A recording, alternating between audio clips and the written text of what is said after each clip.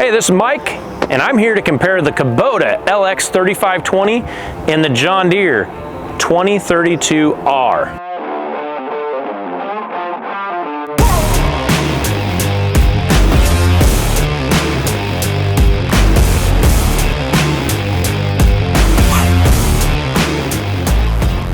Full disclaimer, I work for a Kubota dealership, and full disclaimer, I sell these new. This is a trade-in.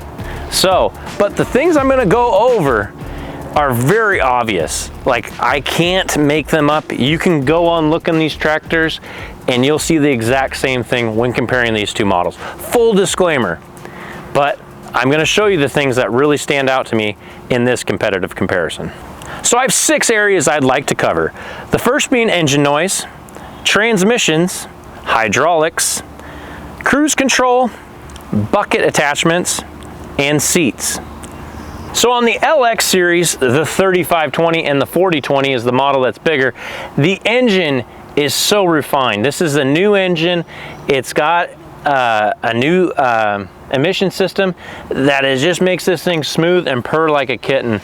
I just wanted to show you. Glow plug, of course.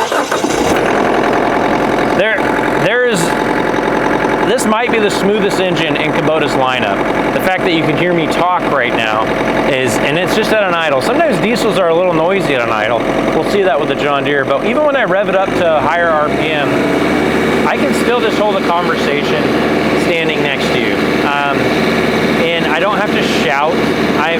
If you were standing right here, you would be able to hear what I'm saying. We could have a casual conversation. At an idle, same thing. I even think my camera guy can probably hear me, even without the mic. Now let's look at the John Deere.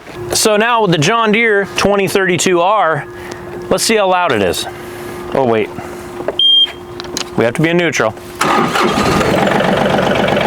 Not terrible, but I kind of do feel like I have to shout a little bit at this level. But when you go up to an RPM where you need to talk, I might have to yell at you. This is really loud.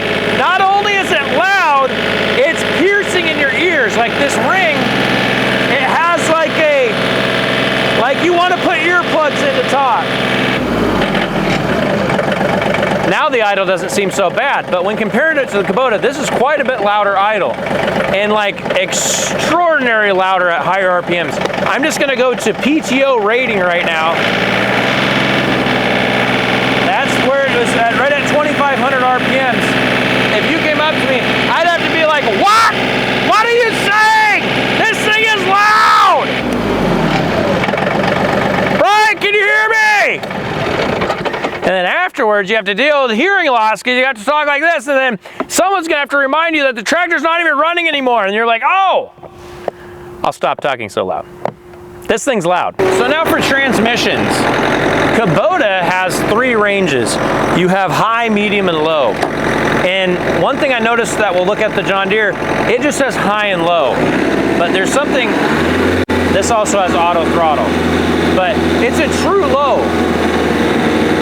Like we can go slow and you have more power in low. And medium is a little bit faster, but you have a little bit more power. And then you got high, which high is for getting to places.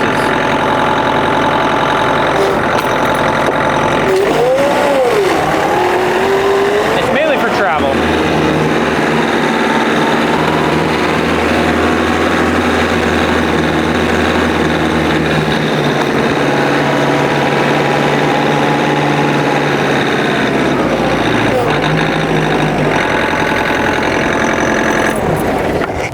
So we have high, medium, and low. Both tractors are actually equipped with auto throttle, so I don't really cover that because they both have that function.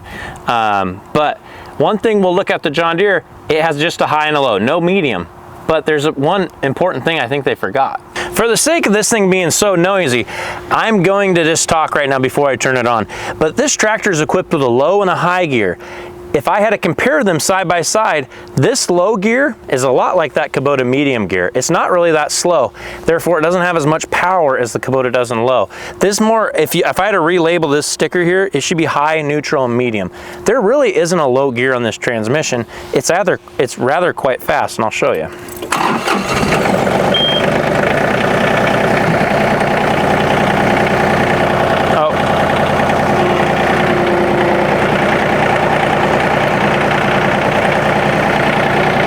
So we are in low gear right now,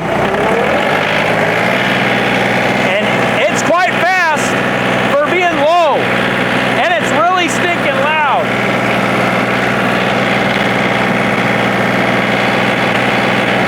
This is low gear.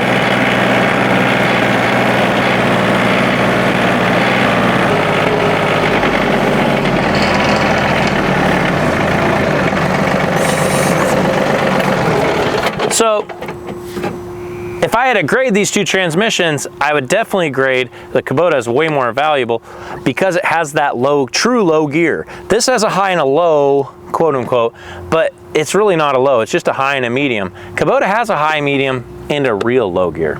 For heavy duty work, heavy tillage work you're gonna do, any type of thing where you're hauling something really heavy, you're gonna put it in low gear and want more power. Kubota's got the answer to that. This transmission just doesn't have it. So now it's to the hydraulics. The Kubota has a really nice series hydraulic system. It's very smooth. The John Deere, I'll let you be the judge, but the way I'm gonna demonstrate this is with the loader. With the Kubota, you can lift and curl at the same time, two functions at once. The John Deere, it's very difficult to do, if almost impossible. I'll show you. So right now I'm just at an idle, and I can do two functions at once if I want to. And when I dump, I can do two functions at once as well. You might say, well, what does that do for me? Well, if you're going into a pile, you want to curl, and then you want to dump and lower. Or if you're going to scoop, you want to scoop. Oh, don't want to wreck the grass. You want to scoop and lift at the same time. It's a really important part to loader work. And I'm actually very surprised that John Deere does not have this offered on the 2R series.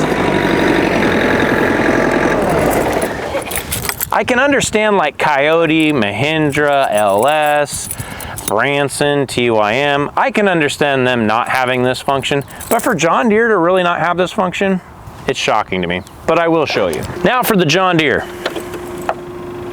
One thing, you do have to have it in neutral every time you start it, which might not be a bad thing. And mind you, the hydraulics are not very fast either. Oh, we are in neutral. So I'm gonna rev up just a little bit.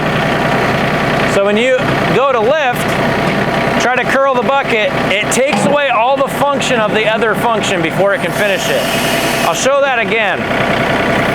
So if I'm going into the pile and lift and want to curl, it slows everything way down, and you can't do one at the... Now on the dumpage, when you're dumping it, see, like I lost every forward movement up, and then once I let go of the curl function, it lets it finish. This is very clunky. You can do two functions at once on the down with the John Deere, but when you want to go up, it's very herky-jerky. It's just not smooth at all. We'll rev up the RPMs a little bit, see if we can make this do different. I try to find the middle. The middle valve is so hard to find. You can find it, but it's not very easy. It's very herky-jerky.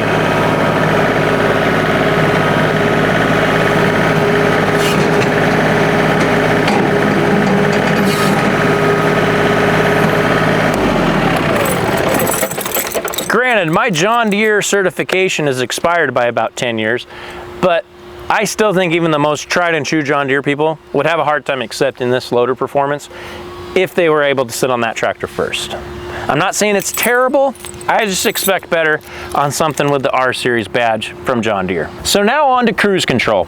Both machines have cruise control. Both are totally different designs. The John Deere doesn't have a bad design. I actually don't mind it. The Kubota one just has a way simpler design that I like a lot. And I'm going to show it to you. It's very mechanical. So start the tractor first.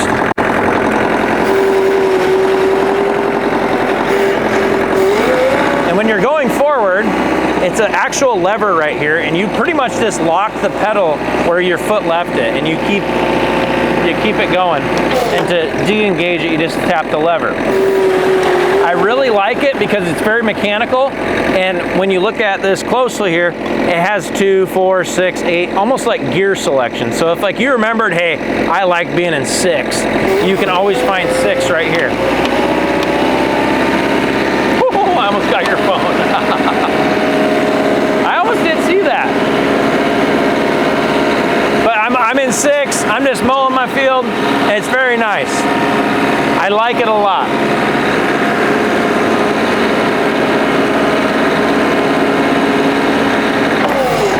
So good, I almost hit the other one.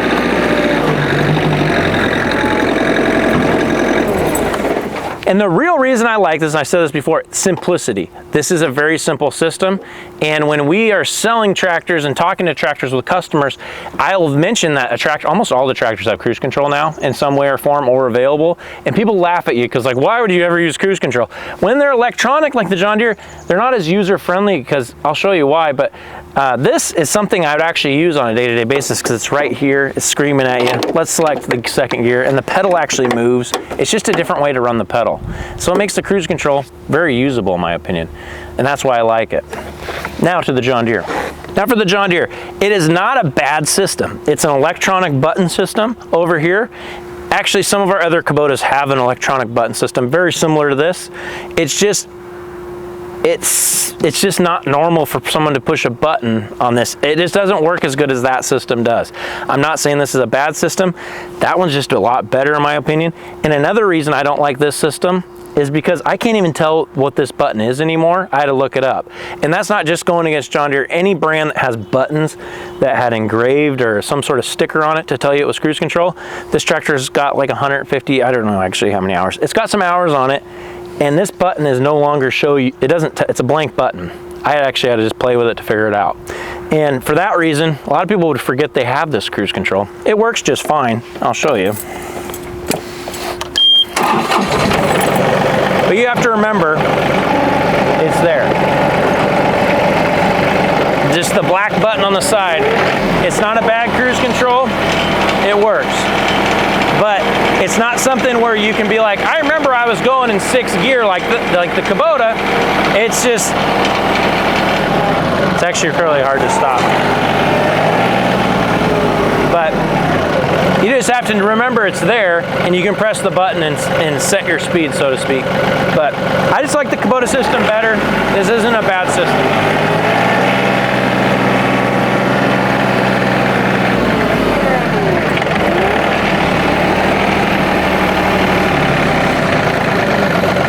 Now to the comparison, let's go to the loaders.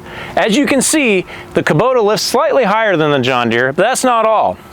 If you look back where behind the bucket where you could tilt your bucket up and get over like a trailer or something, you have a higher clearance here too as well. Whereas the John Deere, just a little lower here on your clearance to get over something to dump.